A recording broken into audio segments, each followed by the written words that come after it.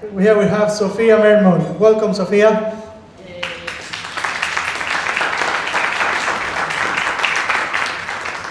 Thank you, everyone. Lovely to see you all here today, giving up your nice Sunday to be here, basically. Thank you also to Pillow for organising, and the crew here at Topolini's, and Max Freedom filming our resistance, which I think is very important for the future and keeping historical records. So today I'm here to speak about ideological capture and what that may look like. Even though I'm not a fan of AI, I did use Google AI, and I quite liked the definition that it gave. So, ideological capture is the process where institutions, regulatory bodies, or fields of study are co-opted by a specific ideology, shifting their focus from objective truth, public interest, or stated missions towards narrow political or social agendas. This phenomenon often results in echo chambers, the marginalisation of opposing viewpoints, and the prioritisation of activism over scholarship, research, or neutral administration. So I imagine we can all think of some examples that we've experienced in our lifetime here. So one of the most famous is probably Nazism, and that ideological capture affected the whole of the planet in a negative way, basically. Now, I was very lucky to be in Berlin about 2 years ago, and they have a large amount of monuments describing what happened and how it happened. And what was interesting to note is that those people that were first on board with this ideology, they were well educated.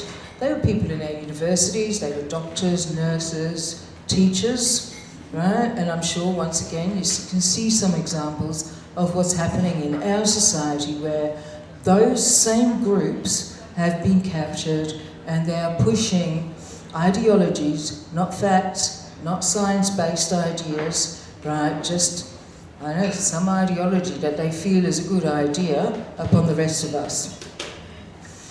So, when science, when facts, when truth are dismissed, you know you are in a society that is very unhealthy. And whenever anything is dogmatically promoted, you'll often find that people get harmed in the process there somewhere. Gender ideology is the clearest one that I've hinted at, where we are seeing that ideological capture, where we're getting children being taught at school that they could be born in the wrong body, which is of course child abuse, right? Lying to a child like that because you have a belief system about that is wrong. You know, the amount of distress that causes in children, you see a lot of those children ending up at psychologists, social workers, similar places, because they think they have that belief that they might be in the wrong body. Now, it's also promoted by their parents as well. Yeah, and when you are looking at what people get out of ideologies, it makes sense why a lot of parents are invested in that.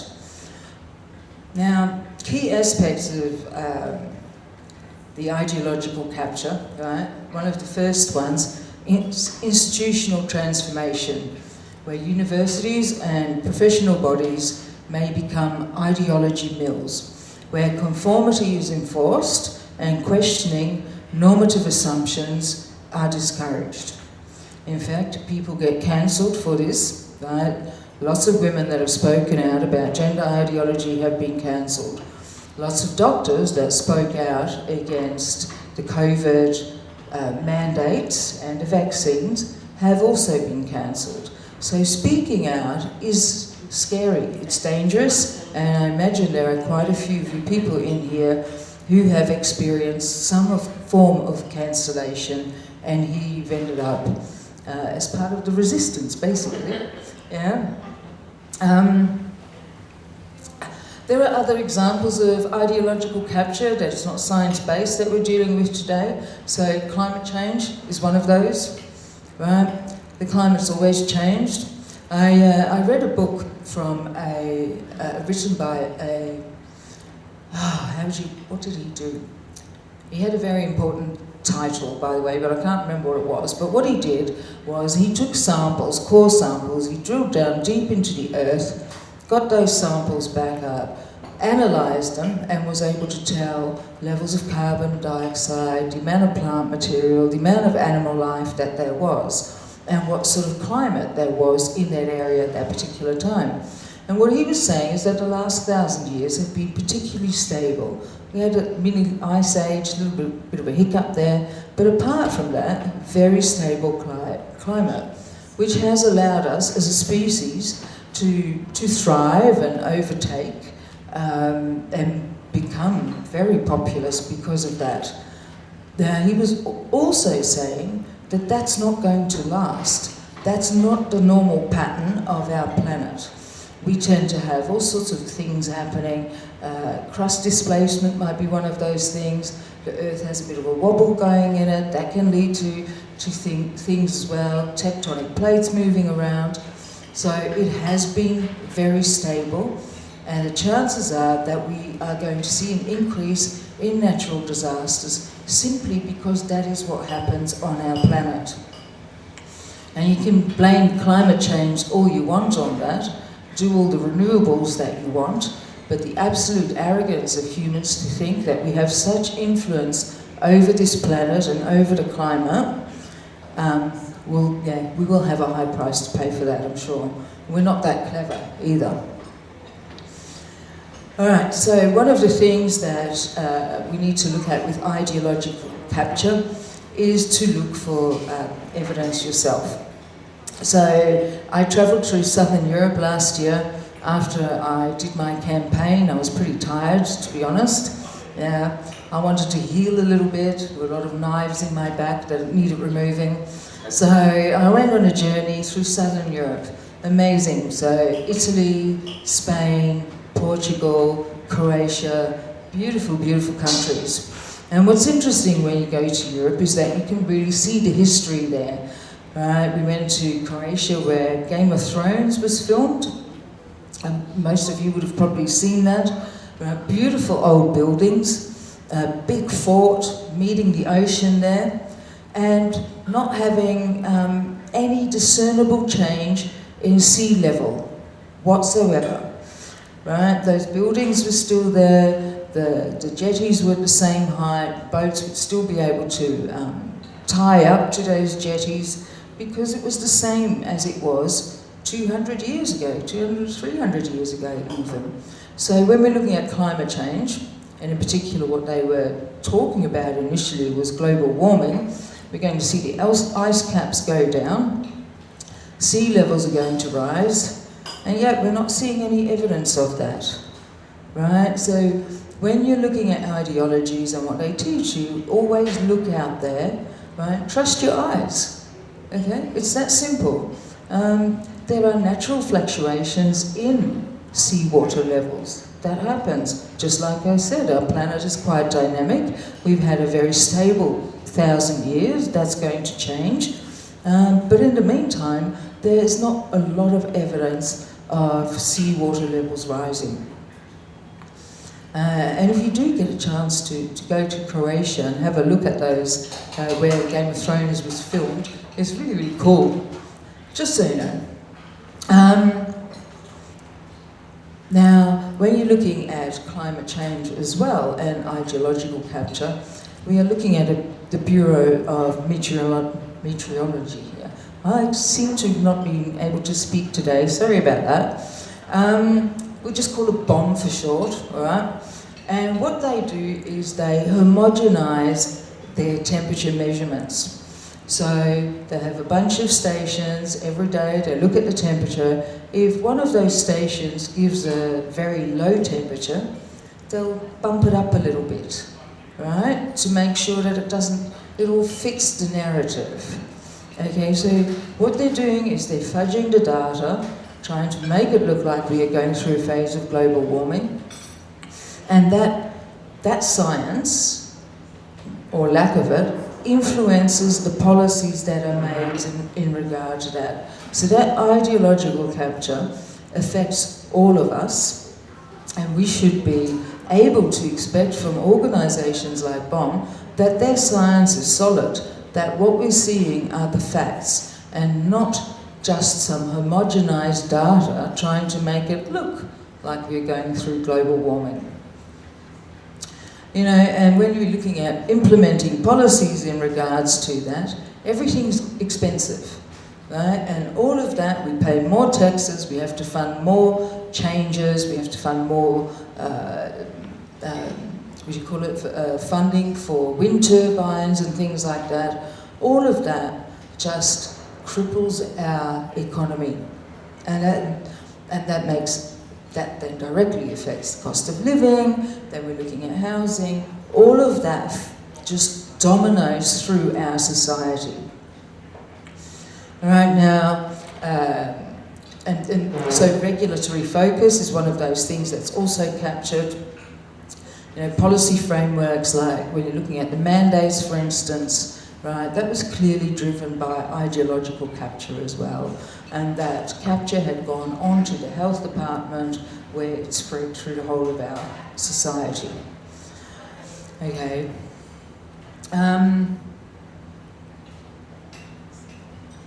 Net zero is another one of those ideological names.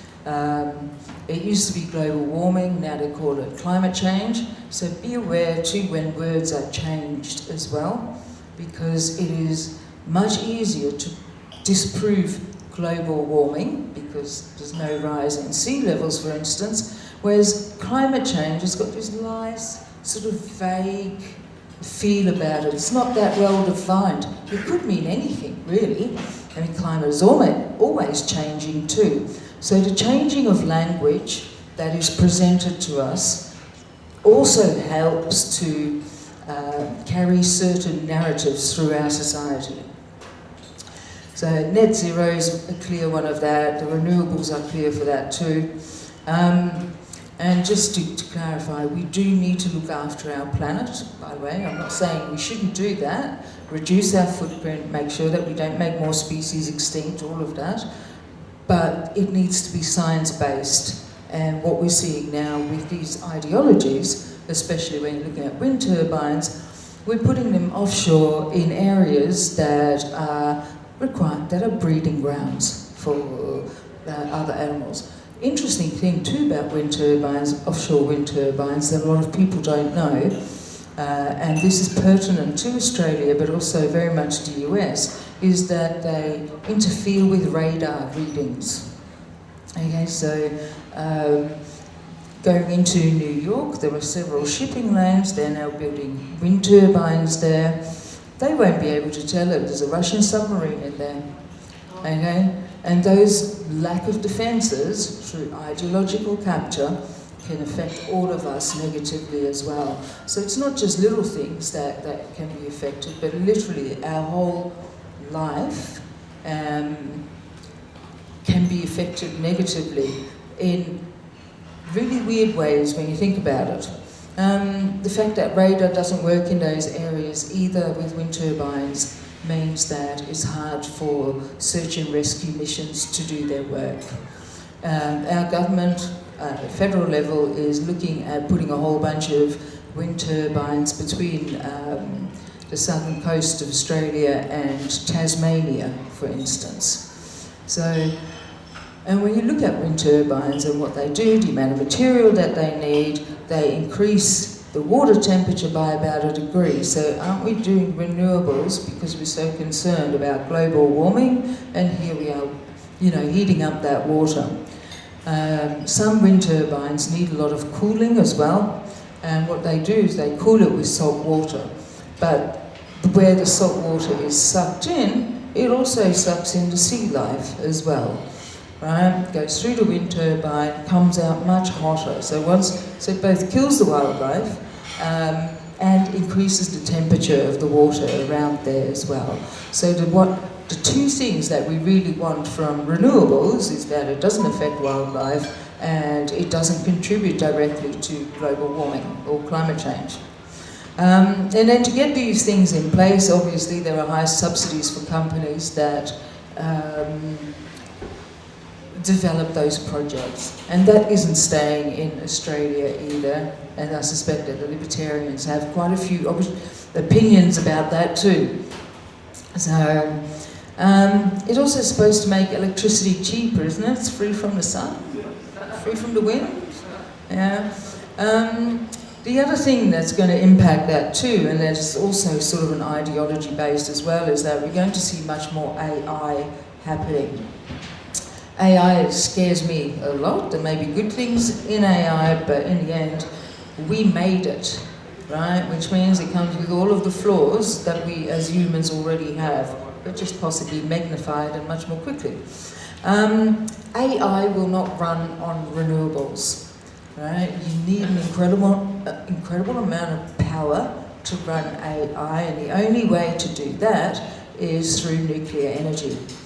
So Bill Gates has now procured land in Wyoming, I think, somewhere, Wisconsin, somewhere, anyway, to build, and is building a nuclear reactor because he would like to see more AI, obviously. So all that talk that he did about, save the planet, reduce greenhouse gases, get rid of cattle, all of that, none of that really, he doesn't really believe any of it, yeah? If you believe all, we really need to look after the planet, and then all of a sudden you go nuclear. Having said that, nuclear energy may well be one of the options that we need to consider in the future. It's just interesting to see how Bill Gates has come up twice in conversation now. He's a dangerous man. I fully believe he's a sociopath. And yeah, he has way too much influence, and he's ideologically driven as well. Yeah, he fully went for the vaccine thing, he fully went for the renewable energy, fully went for the vegan or vegetarian thing, none of which actually have a good deal of science behind them. And it was a good day when Beyond Meat failed, by the way. All right, now our exposure to ideologies and our ability to, or weakness in a way, to be influenced by them is very much supported by the media and social media. And when you're looking at social media, it's very easy to get stuck into your little echo chamber. You can go down any rabbit hole, right? You're massaging those algorithms, and all of a sudden you believe that the whole rest of the world believes the same that you do. And you feel very validated in your point of view. Yeah? And we're social creatures. One of the ways that, one of the instincts that drives us is conformity. So that makes us more vulnerable to ideological thinking as well. And as the algorithms have become more and more specialized, it becomes very easy to convince yourself that you are correct of something. Our media does the same, obviously. I feel that what I've seen with the ABC in particular is that they're ideologically captured on so many things, and they don't do journalism anymore. All they really do is propaganda.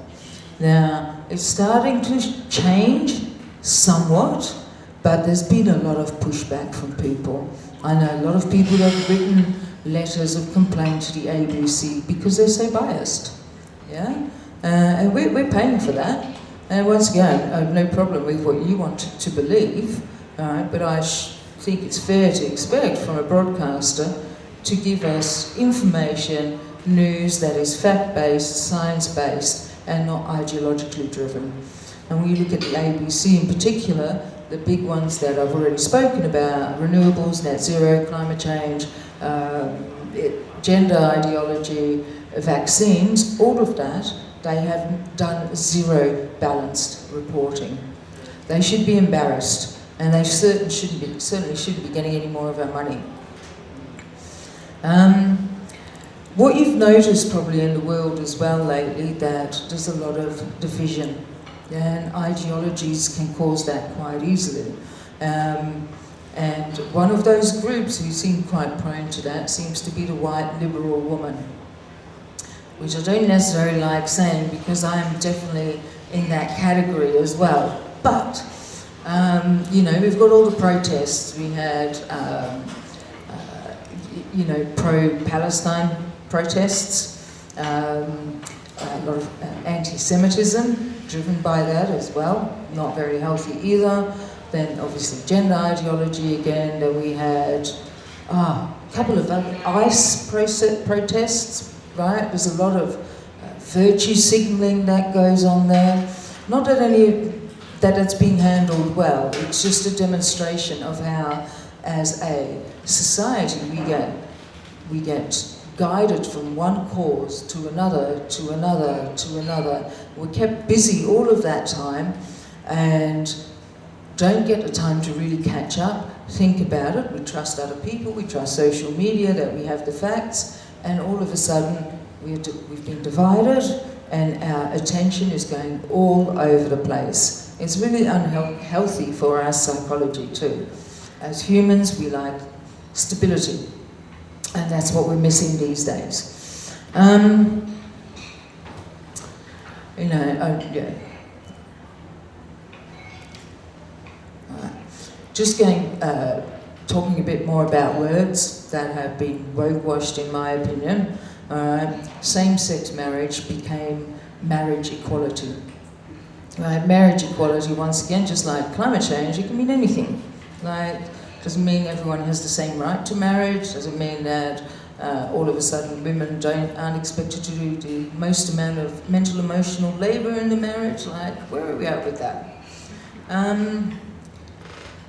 You know, by calling it marriage equality, you have erased biological sex entirely from that equation. And sexual attraction is based on biological sex. So using these sorts of words to make much more nebulous concepts, which makes them more difficult to attack and also much more difficult to defend.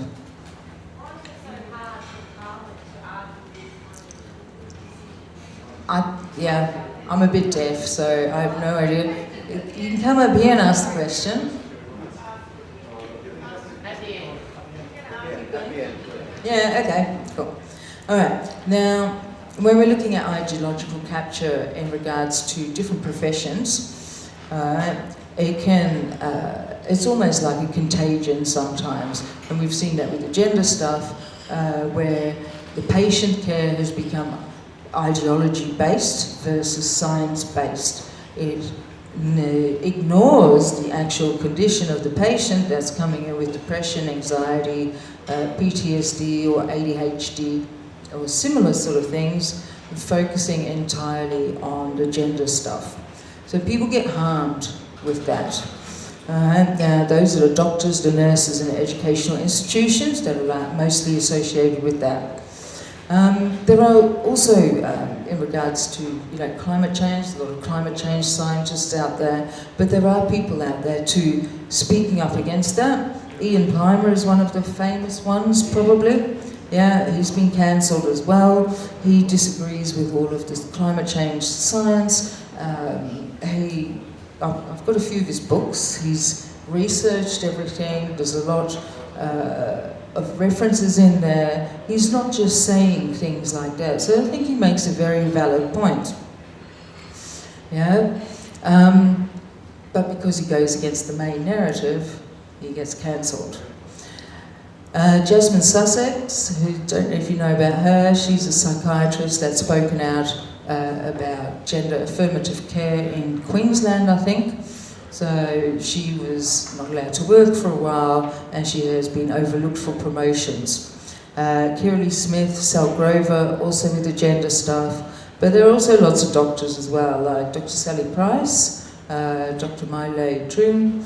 They're banned by AHPRA. So I was with AHPRA for quite a few years as a Chinese medicine practitioner, and I have not renewed my registration. They can literally go and do all sorts of things to themselves. I'm quite sweary there. Anyway, The ideological capture of ARPA is quite interesting because they are contradicting themselves. If you want to be registered with ARPA, you have to prove, show your diplomas. I had to show case studies of patients, of what I've done with patients. You have to prove that you are qualified and you are safe to be out there treating patients. Right? If they had any concerns about that, they wouldn't register you. So here's a registration body that checks your education, allows you to register for a fee, of course, a yearly fee of about $500 for me, that was. And then all of a sudden they start telling you that that you don't know how to treat your patients, you don't know what care they need, and you must inject them with mRNA injections. Right? So it's contradictory because ARPA has already checked all of our qualifications and said, yeah, you're good to go. We'll accept your money for the registration, you're good to go. And then all of a sudden they're saying, you're not qualified to make the best decisions for your patients. And then cut you off. So you can't have it both. You're either qualified or good enough, or you're not qualified or good enough. Which is it? So ARPA is one of those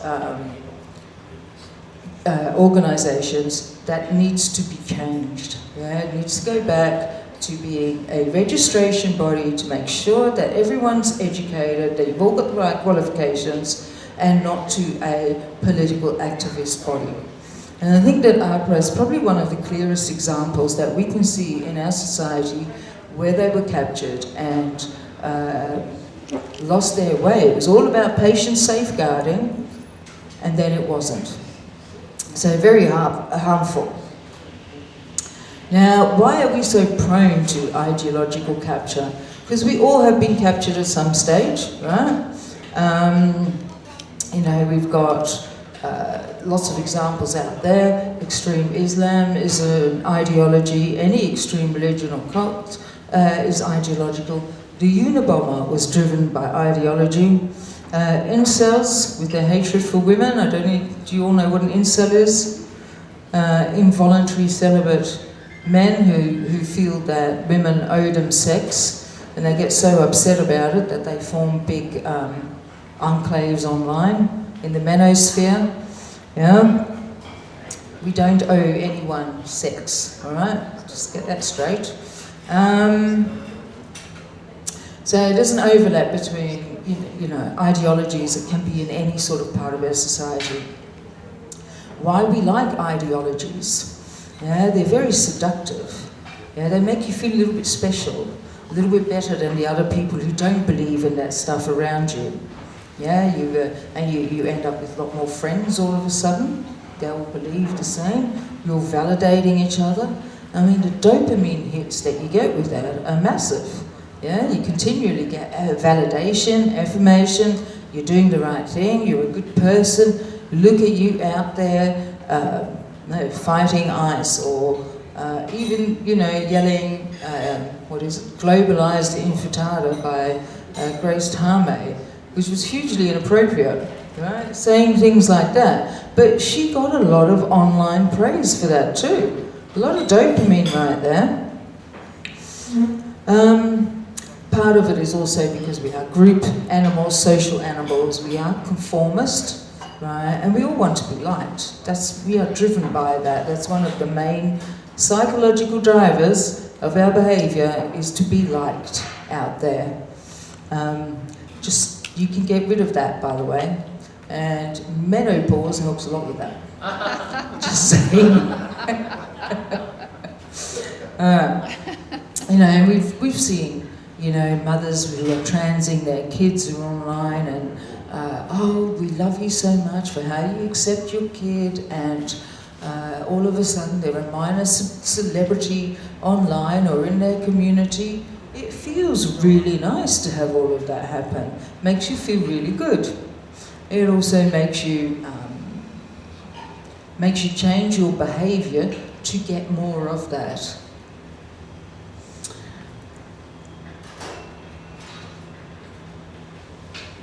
I feel I'm talking really quite a long time now. So one of the hallmarks too with ideological capture is the lack of nuanced thinking. Everything becomes really black and white for those people. Yeah, one thing's good, the other thing's bad, and there's no grey in the middle. And when you look at us humans in general, when you look at our opinions, our needs, the way we want to live our life, we all fit under the bell curve. Right? Most of us are sort of in the middle there somewhere. We're quite happy with that. We trust news sources. We all want to be part of that group. So, and nuanced thinking is one of the things that can block us from connecting to others. When you have questions that they don't want to answer, they're a bit too difficult. People don't like to be confronted with that. You know, and we're also all a little bit lazy, part of our survival instinct as well. It's much easier. You use much less energy when you're being lazy, right? So that's one of our drivers. We want to be liked, and essentially we're quite lazy. But, you know, there's a whole bunch of good humans in here nonetheless. And when you're living in this fast-moving world, it can be hard to dig down to the truth. There might be things that you don't want to hear in that truth. You may find out they're actually entirely incorrect, right? And when you've invested yourself in an ideology, it becomes much more difficult to extract yourself from it.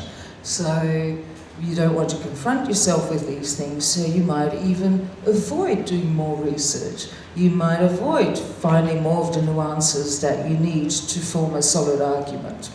None of us want to be wrong. We all want to be right, pretty much all the time as well. And some of us are, of course. Anyway. All right. Same, you know, nuanced thinking, critical thinking, all of those things. Those are skills that we really need to practice, right? And you learn it. It's not something that you're necessarily born with. You have to learn to really think critically. Is this true? Does it make sense? What am I seeing out there? What is the media saying? What are the algorithms doing on my Facebook? Right? All of those are factors to help you decide whether you're captured by an ideology or not. And it takes a bit of work, like I said. Now, one of the ways too that you can help combat ideologies is by not engaging with the media quite so much, not engaging with social media quite so much.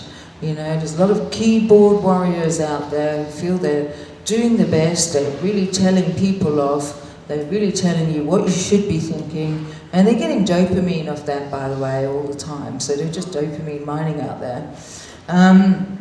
Disconnect from that.